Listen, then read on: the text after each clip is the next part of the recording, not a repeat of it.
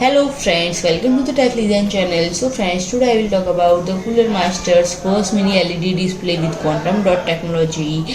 So friend, Cooler Master has launched the GP27FUS and GP27FUS, a pair of mini LED based on displays. Both models support quantum dot technology, which helps enhance the color gamut of displays.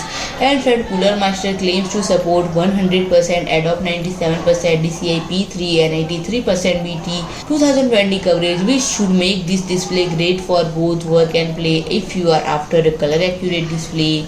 And friend, the main difference between the two models is that GP27FUS sports an ink-gloss AAS panel with a 2560 x 1440 resolution, whereas the GP27FUS an AHVA panel from AUO with a 3840 x 2160 resolution, and when it offers a refresh rate of 165 Hz, with the GP27FUS trailing slightly behind at 160 Hz, but they have a common 1 millisecond response time. And when both display features HDR100 and when both display feature HDR1000 certification with HDR brightness of up to 600 nits, peak HDR brightness of up to 1200 nits, and when other features included are low blue light, anti-flicker and override technology. And when connectivity wise, it has equipped with the display with a pair of HDMI 2.1 ports, and it good to see that they specify 48GB bandwidth support. And friends, there is also a single DP 1.4 port,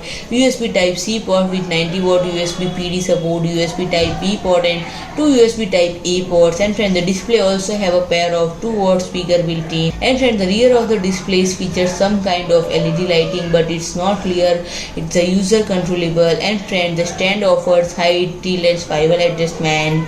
And friend, if I talk about the pricing, the GP27FU is priced for $699. And friend, there is no information about the GP27FUS pricing. So friend, if you like my video, please do like, share and comment, and don't forget to subscribe my channel and press the bell icon.